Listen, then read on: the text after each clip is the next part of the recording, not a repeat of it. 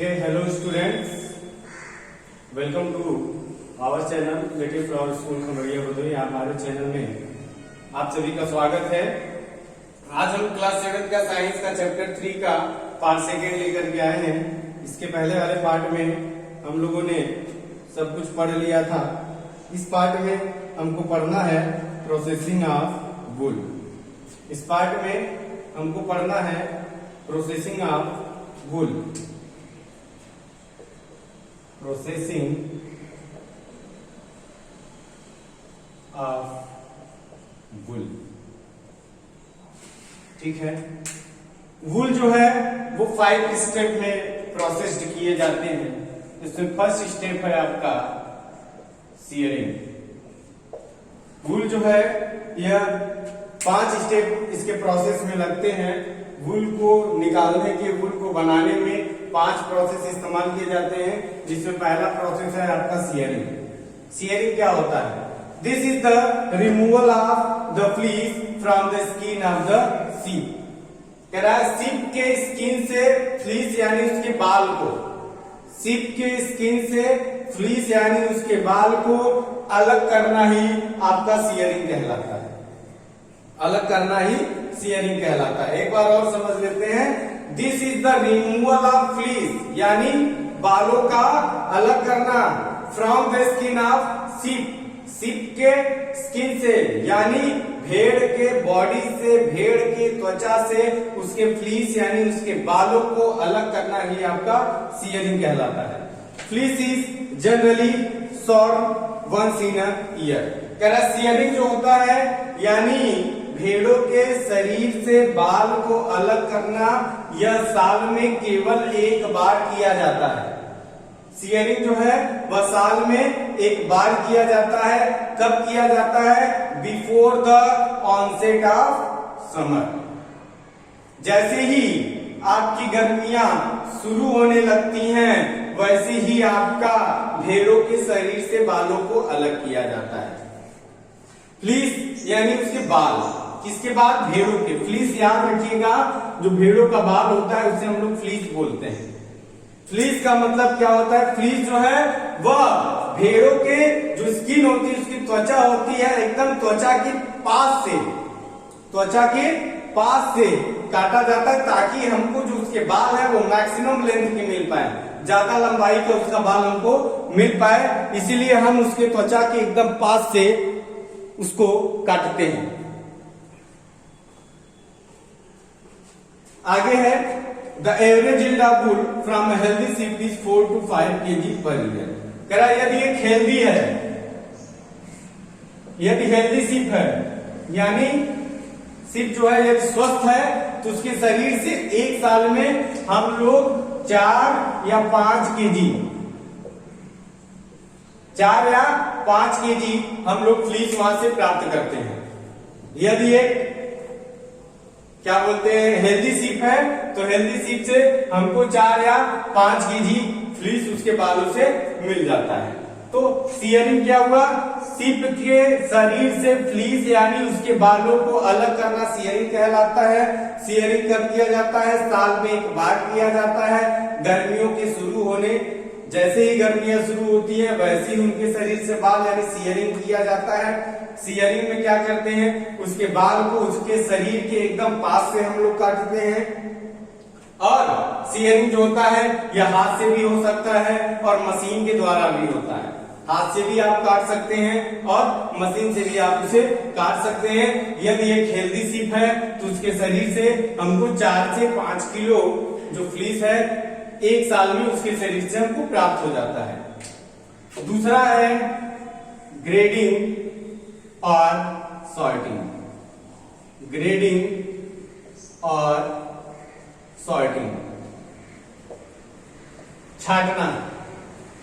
The fibres forming the fleece from the same sheep may be different from different part of the body. तेरा जो fibres हमको प्राप्त होते हैं यानी फ्लीस, जो भेड़ के शरीर से जो फ्लीस हमको प्राप्त होते हैं, जो बाल प्राप्त होते हैं, वह हर जगह जो उसके बाल जो होते हैं वो अलग अलग प्रकार के होते हैं। कहीं का बाल छोटा होता है, कहीं जगह का बाल बड़ा होता है। The fleece is picked by hand to sort it. तो वहां से हम छोटे और बड़े बालों को छांटते हैं, अलग करते हैं। छोटे बालों को बड़े बालों को वहां से अलग करते हैं और उनका पाइल बनाते हैं, यानी उनका ढेर बनाते हैं। जो एक ही प्रकार के होते हैं बाल, उनको अलग करते हैं। जो दूसरे प्रकार के बाल हैं उनको अलग करते हैं। दोनों प्रकार के बालों का हम लोग वहां पर ढेर बना लेते हैं, गट्ठर बना लेते हैं। तो ग्रेडिंग का मीन्स क्या होता है? छांटना होता है। जो भी बाल हम लोग वहां से सीयर किए हुए निकाले हुए हैं, उन बालों को हम लोग वहां पर छांटते हैं। छांटने में क्या करते हैं? जो डिफरेंट पार्ट के बॉडी के बाल होते हैं, वो अलग अलग प्रकार के होते हैं, उनको हम लोग छांट करके अलग करते हैं। ठीक है, हाथ के द्वारा ही होता है। उसके बाद तीसरा है washing or scouring. Washing or scouring जो फाइबर हम लोग वहां से अलग किए हैं, ग्रेड कर लिए, सॉर्ट कर लिए, छाट लिए, अलग अलग प्रकार के जो छोटे बड़े बाल थे सबको अलग अलग कर लिए वहां पर। तो उन बालों में क्या होता है? ऑयल होता है। उनके बालों में ऑयल की एक लेयर परत होती है। उस परत को हम लोग क्या करते हैं? वहां से साफ करते हैं। जो ऑयल की लेयर उस बालों के ऊपर लगी हुई होती है, जैसे बाल होते हैं, बालों के ऊपर जो परत लगी हुई होती है उसे हम लोग यॉक बोलते हैं।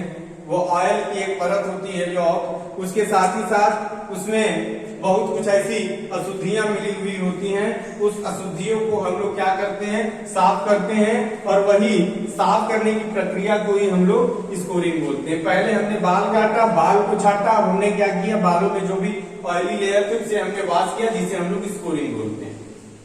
ठीक। अब चौथा प्रोसेस अगर आपका है वो है कार्डिंग।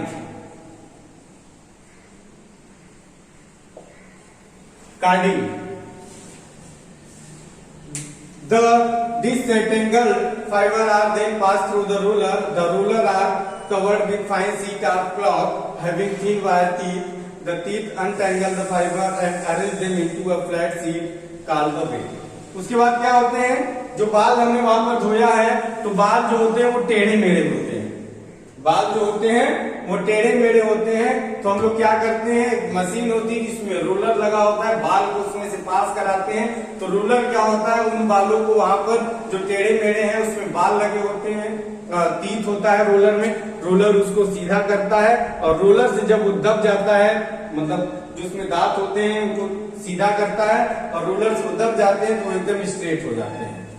वो एकदम स्ट्रेट हो जाते हैं और उसका हम लोग छोटा छोटा धागा बना लेते हैं, उसी को ही हम लोग कार्डिंग बोलते हैं। वो छोटे छोटे धागों के रूप में हो जाता है, उसे हम लोग कार्डिंग बोलते हैं। और उसके बाद है आपका स्पिनिंग यानी काटना।